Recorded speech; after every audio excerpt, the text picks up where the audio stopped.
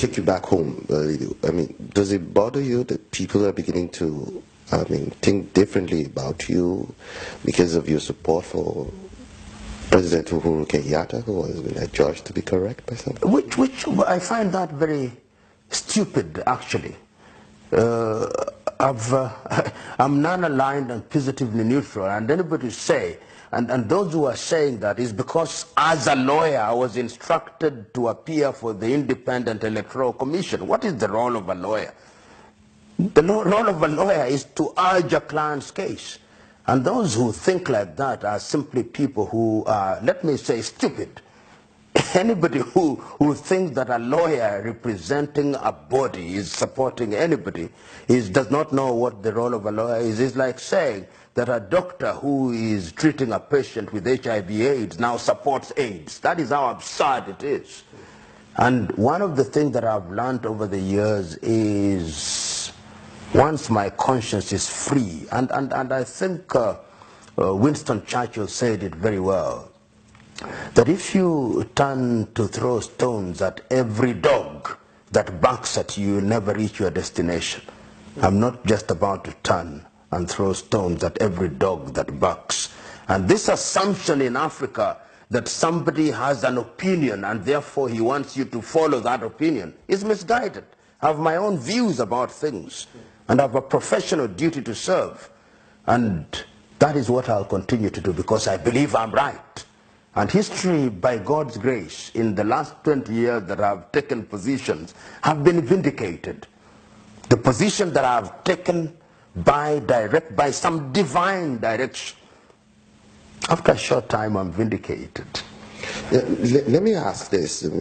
What's the implication of the Supreme Court ruling against the elections in Kenya as far as judicial precedence is concerned? I think, number one, I think that the majority judges got it wrong, knows that they were wrong. Why? When you are looking at an election and the expression of the will of the people, you ask yourself, where does the will of the people reside? It is in the vote. And if you doubt the vote, you count the votes. You don't ask whether the transmission of the results failed through an electronic process when you have been presented with the actual documents. This is without precedent in the world.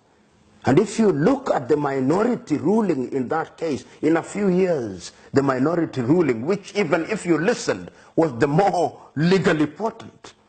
So these judges who are in the majority were completely wrong. And they know it, I think, that they got the law wrong, they got the facts wrong, and it's now even emerging that their decision was based on fake forms, which must have been infiltrated by the petitioners. It is tragic. And this is one of the problems in Africa. And I see many people, particularly in the social media, which Africans are misusing very badly, that somebody is quick to send Twitter, somebody is quick to send a message on Instagram or Facebook. You ask them, have you ever read the judgment? No, I've not read the judgment. Then what are you tweeting about? What are you Facebooking about? Alexander Pope,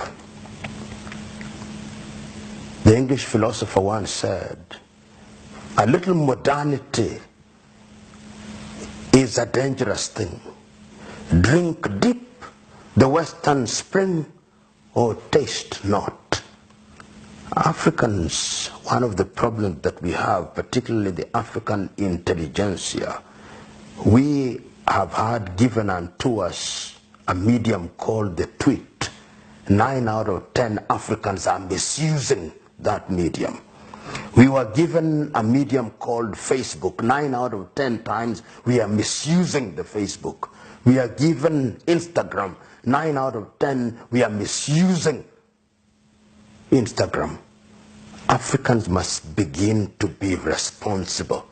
And before you send that send button in all these new media that we are using, read it again and ask yourself whether 10 days from the day you pressed the send button, you'll be happy with what you said. Unfortunately, in this part of the world, we are misused. Look at how it was used to good effect during the Arab Spring. But when we are murdering each other, we don't use it. Instead, we recede into our primordial instincts, into our ethnic cocoons, and begin to speak in tongues that only destroy our people.